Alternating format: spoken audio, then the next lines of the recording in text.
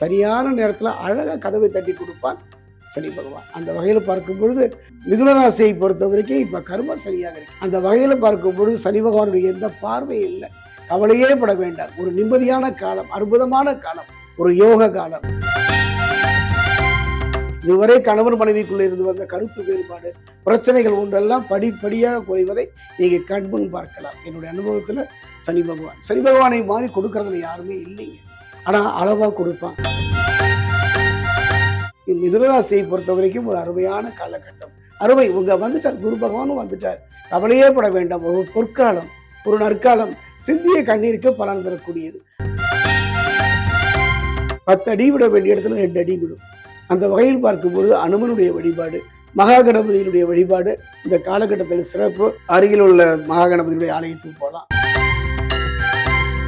அதாவது எடுத்து வைக்கின்ற அடிங்கிறது சொல்றதை விட ஒரு முறைக்கு 2 முறை யோசித்து திருமணத்தில் கலந்துடும். அது குறிப்பாக அந்த காதல் திருமணம் செய்பவர்களெல்லாம் நன்றாக யோசித்து செயல்படுறது. அந்த இடம் பார்த்தீங்கன்னா, அந்த 3வது இடம் பார்த்தீங்கன்னா அவருடைய சகோதர ஸ்தானம். அந்த சகோதர இந்த கருத்து வேறுபாடு, சொத்து சம்பந்தமான பிரச்சனைகள் படிப்படியாக குறையும். நீண்ட நாள் படிப்படியாக குறையும். நீண்ட நாள் இழுத்தடித்த வம்பு வழக்குகளிலிருந்து விடுதலை பெறக்கூடிய ஒரு அற்புதமான ஒரு காலம்.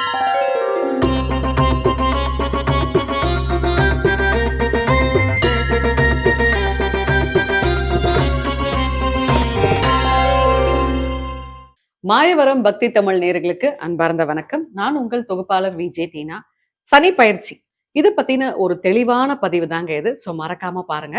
நம்ம கூட திருத்தணியிலிருந்து ஸ்ரீ லக்ஷ்மி நரசிம்மர் ராமானுஜர் ஜியர் இருக்காரு. வணக்கம் ஐயா. வணக்கம் ஐயா, எப்படியா இருக்கீங்க? நல்லா இருக்கேன். உங்களோட பதிவுகள் எல்லாமே ரொம்ப நல்லா இருக்கு, அருமையா இருக்கு. ஸோ நீங்க தான் சனிப்பெயர்ச்சி பத்தி நிறைய விஷயங்கள் மக்களுக்கு சொல்லணும்.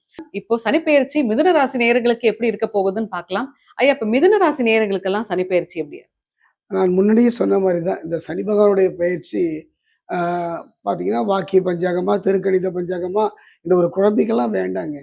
சனி பகவானை பொறுத்த வரைக்கும் முன்ன பின்னா இருக்கலாம். ஒரு விளைவு முன்ன பின்ன அதனுடைய விளைவை அவர் தர துவங்குவார். ஆனால் சரியா தருவார், சரியான நேரத்தில் தருவார். சனி பகவானை பொறுத்த வரைக்கும் கர்மகாரகன் மட்டுமல்ல, நீதிமான். என்னுடைய அனுபவத்தில் சனி பகவான் மாதிரி ஒரு அற்புதம் இல்லை. இப்படி ஒருவர் இருப்பதால் தான் நம்ம ஒரு வலைக்குள்ள நிம்மதியாக சந்தோஷமா வாழ்றோம். ஒரு மனிதன் கட்டுப்பாடோடு வாழ்ந்தால் அவன் வாழ்வுக்கே கவலைப்பட வேண்டாம். அந்த கட்டுப்பாடு எப்போ அவனுக்கு நீங்குதோ, எப்போ பயம் குறையுதோ, கணவன் மீது மனைவியோ, மனைவி மீது கணவனோ, இல்லை பெற்றோர் மீது பிள்ளைகளுக்கோ, ஏன் இந்த குடும்பமே தெய்வத்தின் மீது அந்த பயம் இருக்கணுங்க. இந்த பயம் தான் நம்ம வாழ்வை நகர்த்தி வந்தது. ஆனால் இன்று அந்த பயம் இல்லை. ஒரு காலகட்டத்தில் அந்த பயம், அந்த உணர்வு, அது பயம் நம்மளுடைய நன்மையை தரும். தேவையில்லாத பயம் வேண்டாம். அந்த வகையில் பார்க்கும்போது இந்த சனி பகவானுடைய பயிற்சி வாக்கிய பிரகாரமாக இருந்தானே, திருக்கணிதமாக இருந்தானே, ஆனாலும் வாக்கிய பிரகாரம் அந்த வகையில் பார்க்கும்பொழுது சனி பகவானுடைய பார்வை, என்னுடைய அனுபவத்தில் சனி பகவானுடைய பார்வை கெடுபலனை தருமா, குரு பகவானுடைய பார்வை நன்மை தருமா என்று நம்ம ஆராய்ச்சிக்கெல்லாம் போக தேவையில்லை.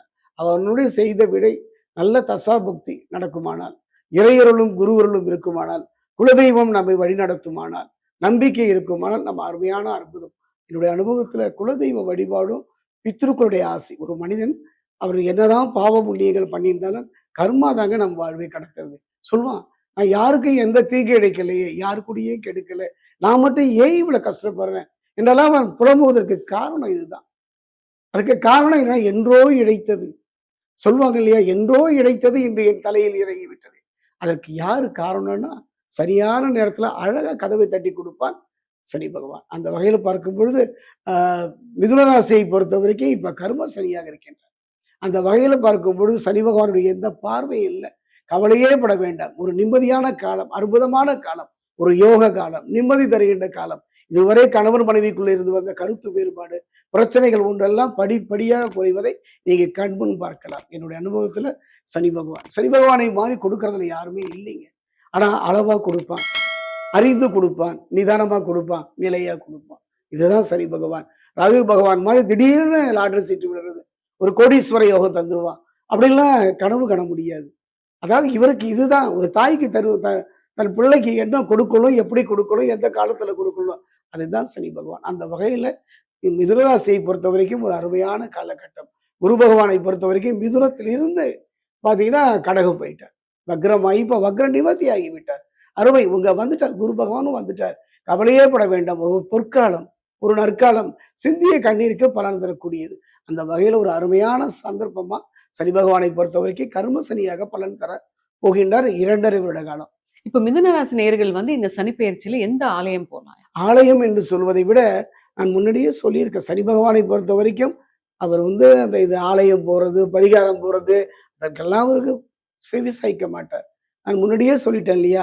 ஆண்டி முதல் அரசன், அரசனிலிருந்து ஆண்டவன் வரை செய்த தவறுக்கான விளைவை தருவதில் இல்ல. ஆனாலும் நம்முடைய முன்னோர்கள் செய்திருக்கிறார்கள்.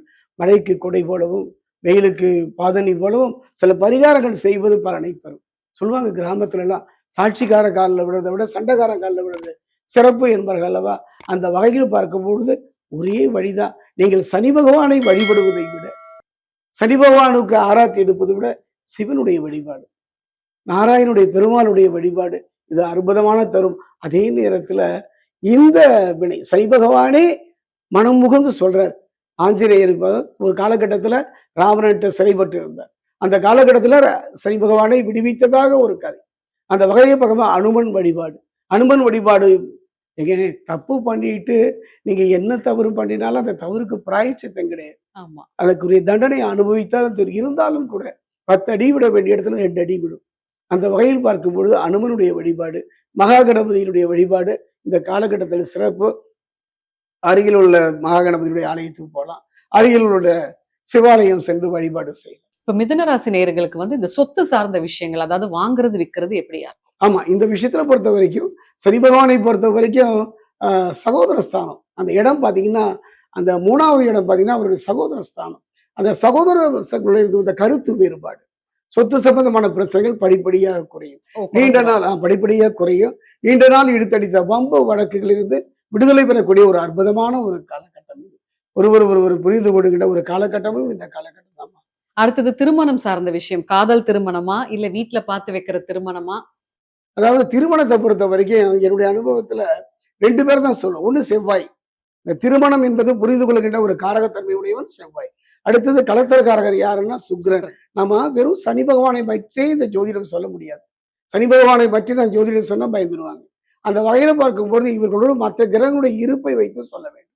அந்த வகையில பார்க்கும்போது கலத்தரக்காரர் சுக்கிரன் அற்புதமான யோகம். பின் யோகம்னு சொல்லுவாங்க. 2½ வருடத்துல இன்னும் ஒரு 6 மாதத்துக்கு பாத்தீங்கன்னா நல்ல ஒரு யோக பலனை தரக்கூடிய ஒரு காலம்.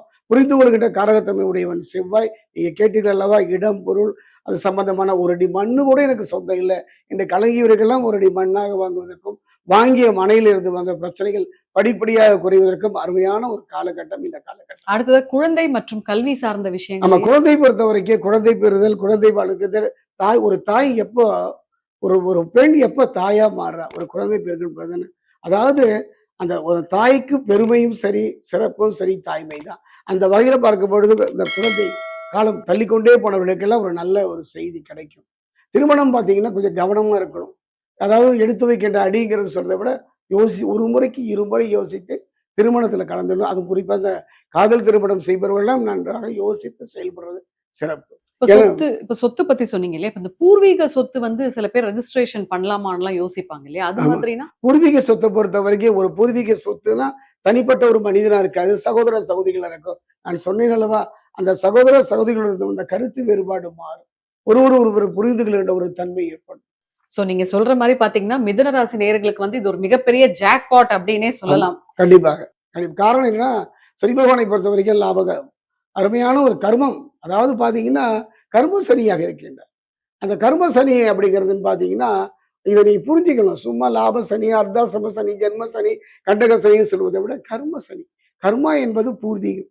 நம்முடைய முன்னோர்கள் செய்த தவ பலன் தான். ஒருவன் அரசனுக்கு மகனாக பிறப்பதும், ஆண்டிக்கு மகனாக பிறப்பதும் நம்முடைய செய்த கர்மா தீதும் நன்றும் பிறதர வர. அந்த வகையில் நம்ம பெற்றோர் செய்த வழிபாடு. என்னுடைய இந்த காலகட்டத்தில் இந்த மிதுனராசிக்காரர்கள் செய்ய வேண்டிய வழிபாடு சனி பகவான் வழிபாடை விட பித்ருக்கள் முன்னோர்களுடைய ஆசி.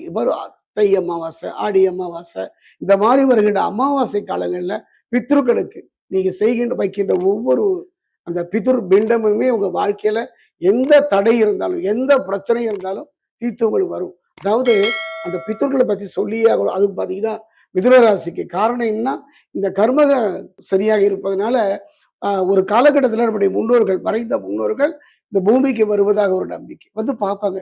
நம் பிள்ளைகள் படுகின்ற இன்ப துன்பங்களை எல்லாம் பார்ப்பார்கள். அவர்கள் சென்று இறைவனிடம் முறையிடுவார்கள். என் வம்சத்தில் இருந்தவர்கள்லாம் கலங்கி நிற்கின்றார்கள். கண்ணீர் சிந்து கலங்கி நிற்கும் பொழுது இறைவன் மனம் இலகும். அந்த வகையில பார்க்கும்பொழுது பித்ருக்களுக்கு தான் இந்த மற்ற 12 ராசிக்காரர்களும் செஞ்சாலும் கூட மிதுன மிதுன ராசி. ராசிக்காரர்கள் குறிப்பா பித்ருக்களுக்கு செய்ய வேண்டிய அந்த கடமையை செய்து விட்டாலே போதும், நிம்மதி தேடி வரும். ரொம்ப அழகா சொன்னீங்க. சோ மிதுன ராசி நேயர்களே, உங்களுக்கு சனி பயிற்சி மிகப்பெரிய ஜாக்பாட்.